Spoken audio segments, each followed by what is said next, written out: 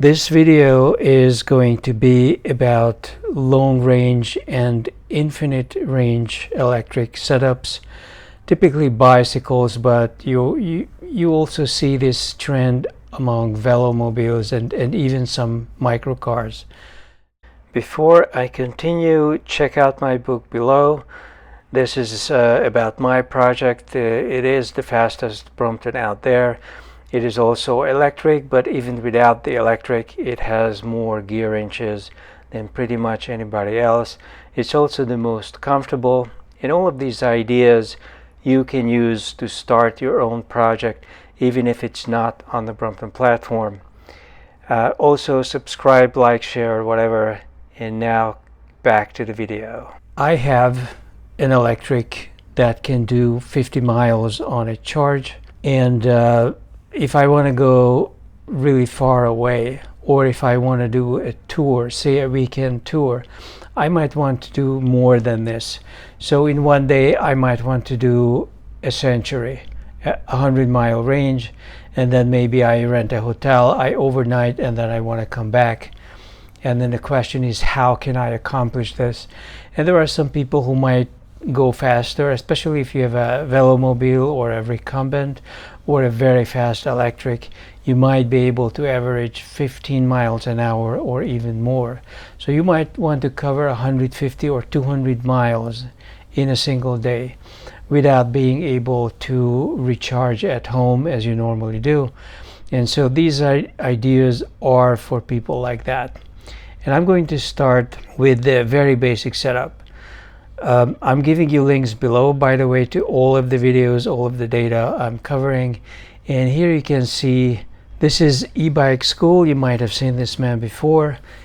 He does a lot of electric work and electric installations. Now, take a look at this. He is attaching the solar panels directly to the bike, and the front panel is a heavy, fully enclosed one, whereas the rear one is one of those flexible printed panels that are just like a sheet of paper. A front panel like this is going to weigh 6-7 pounds, so it's a pretty heavy installation. And the electricity you're going to get from a panel like this is no more than maybe 70 watts. 70 watts is nothing. I mean, maybe it's something, but the minimum power I need for a regular bike without a trailer to feel something, to feel enough support to make a difference on a long trip would be 150 watts. And I think what he's doing here is exactly that.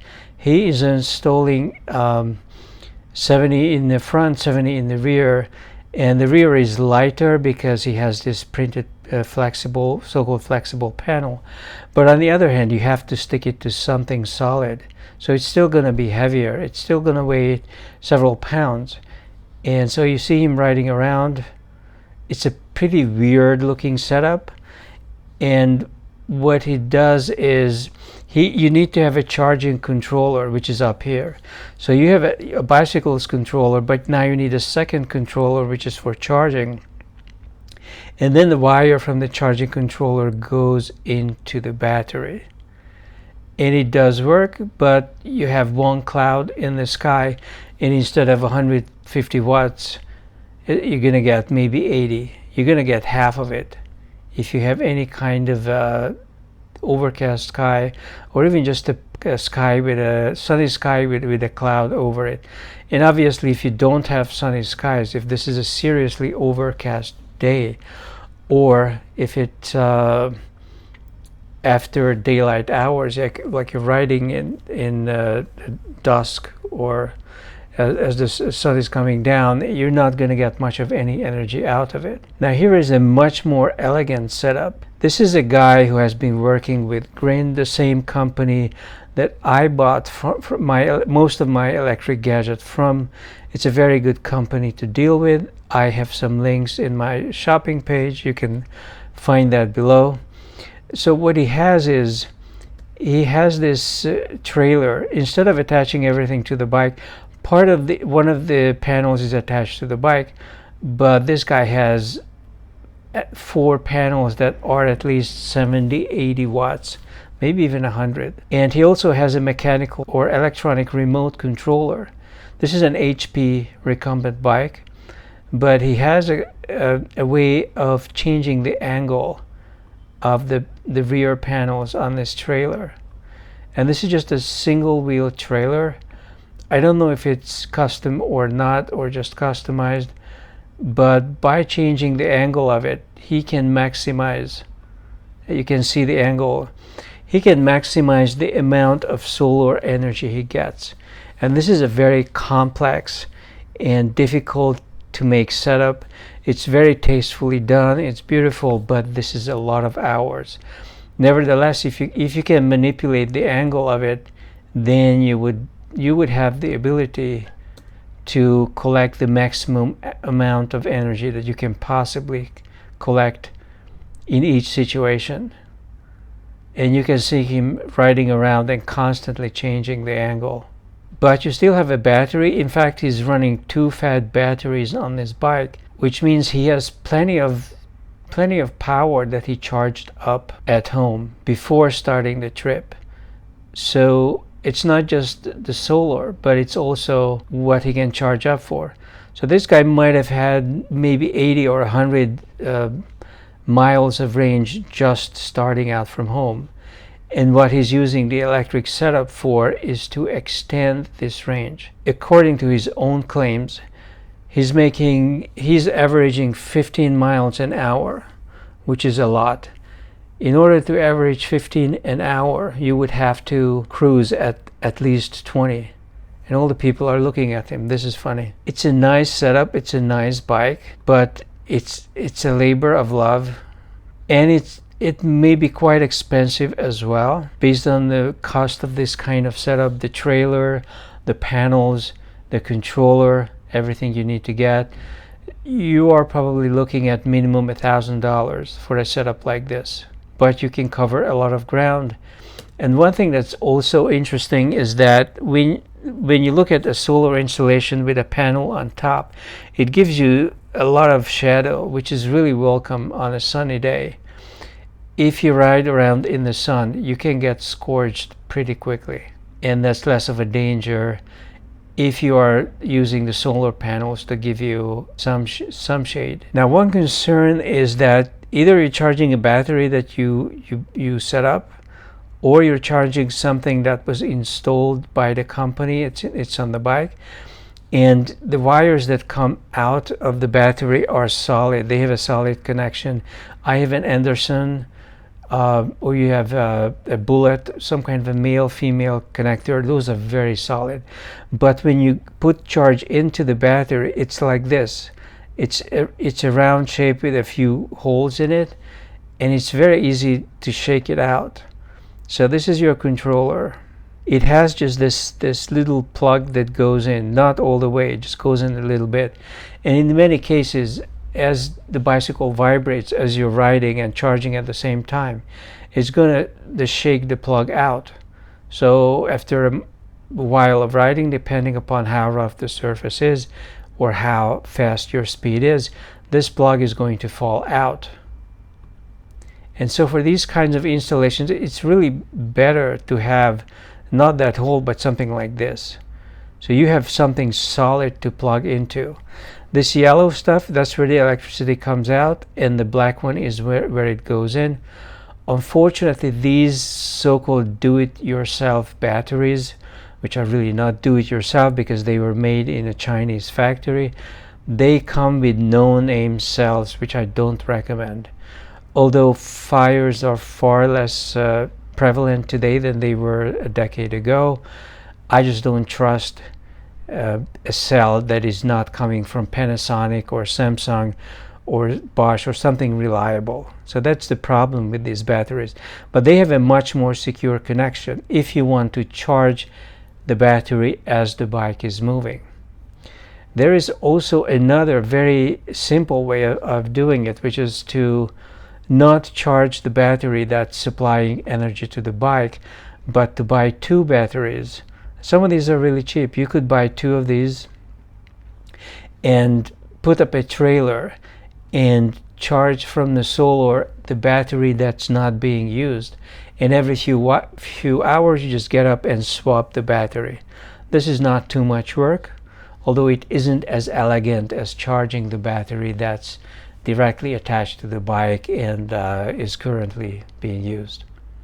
Now this is as much as you can do with the battery. And by the way, you could run a solar setup without any batteries at all. So you could connect these panels directly to the charging controller, and then it goes to the main controller, and then the controller would run as much electricity as is available. It could be a very small amount of electricity or a lot if the sun comes out, but it is very light and very simple. You have no batteries. It's whatever you get from the panels running straight into the motor. So that's a third option that you have. If you decide to not go with the battery, what you can do, and this is truly infinite range, whether it shines or not, you can ride at night, is to get the small generator. And the smallest generator is this 30-pound Honda, which cost $1,000. It's heavy and it costs a lot of money, but you can tank up just like any other car at any gas station, and there are gas stations all over the place. So you would be using the old grid that we inherited from the 20th century, and you would be running gasoline, but your fuel economy would be running in the hundreds of miles per gallon. This generator can provide 1,000 watts for 3.5 hours. You don't need that much. Even if you have a heavy trailer, you would probably be using 300-400 watts of assistant. This generator would run for maybe at least 10 hours on whatever gasoline you can put in, and it would provide you a lot of energy. 300-400 watts, no problem at all. And it can go up to 1,000 watts. So if you really need to crank up the energy because you're taking a steep uphill, it's not a problem. Now, there are many ways of getting electricity from it. I assume what I would be doing, I would be using the 120 volt outlet, and I would use some sort of a controller regulator to down regulate it to 48 volts. I don't know if you can run the 110 straight into a controller. I guess that depends upon the controller you have. And it's not impossible that you could just run this thing straight into the controller and just use the controller to adjust the voltage. It is not impossible that you could use the 110 volts straight out of the wire, but maybe it has to be down regulated. I'm running 48 volts. I could run 52.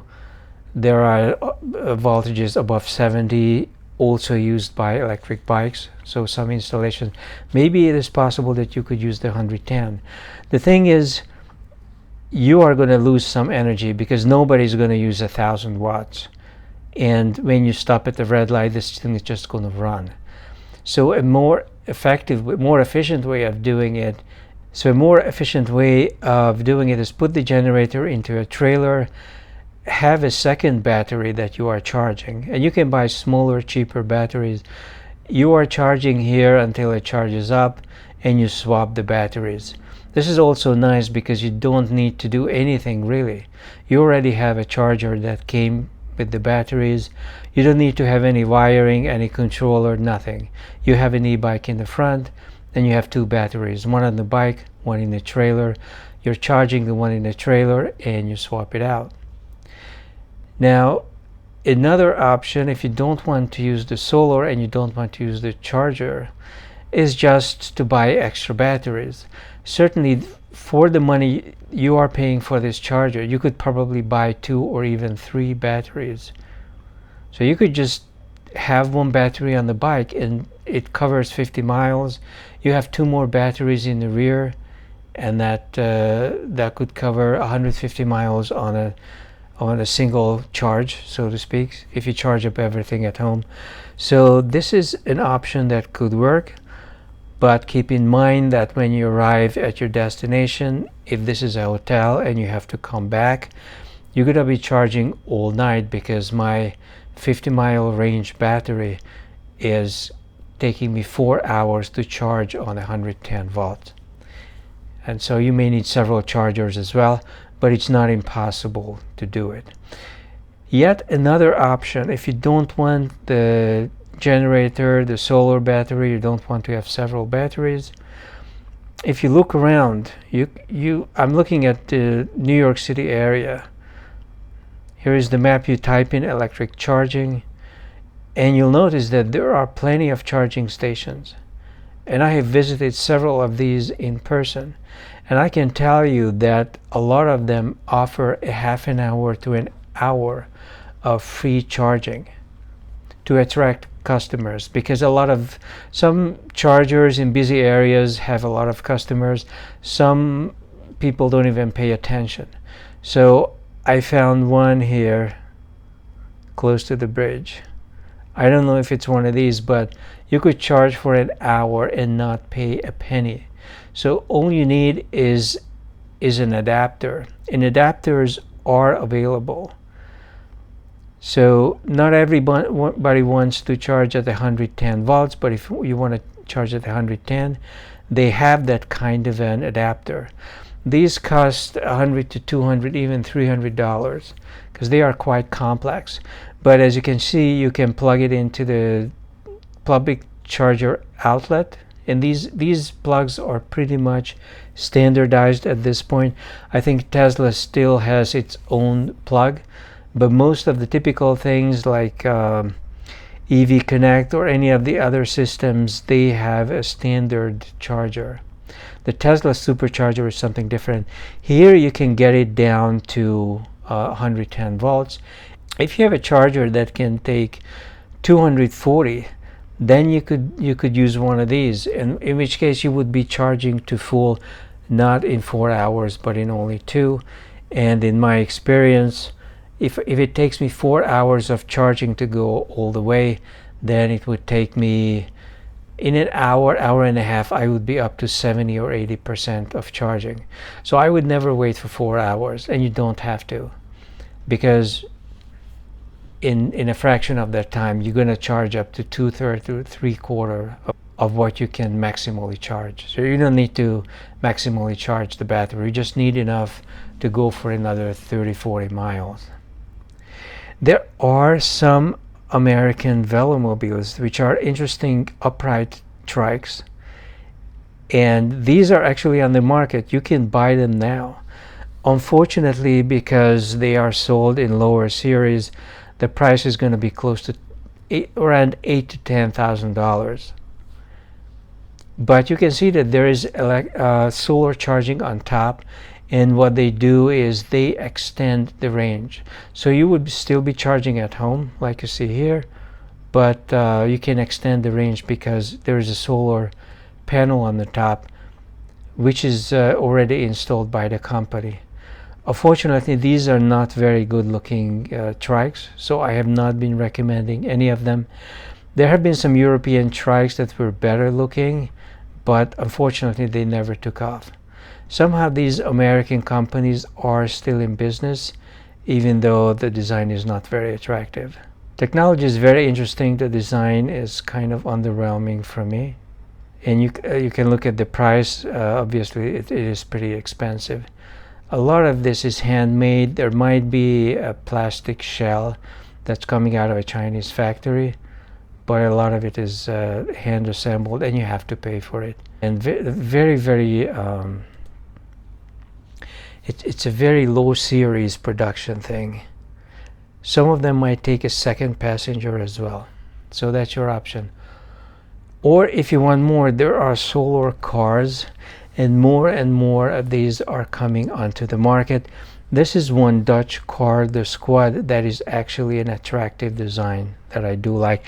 Unfortunately, they are still talking about pre-order, so this thing is really not on the market yet. But for around $10,000, even $12,000, if you can charge it from the rooftop while you are parking, and you can shuffle 2 people around, then this could be something to consider either in an urban environment or in a small town where you are parking outside, and you can charge up. If you don't ride much, if you only drive, I don't know, 20-30 miles every other day, then this could be enough and you may never need to plug it in. There is also the possibility of maybe adding a generator to it to make it last longer. So this is still a kind of a developing area of the market, both for bicycles as well as for cars and anything else, to use solar as an assist to extend range. Not to use it by itself, because technology is definitely not there yet. Although it depends on what area you live in. I mean, you live in South Florida, then you may never need a charger if it's you have enough sunshine to just run it from the rooftop panel.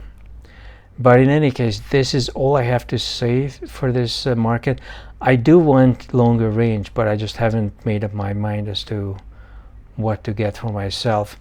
But when I do get it, I will let you know what I bought. I'll be back.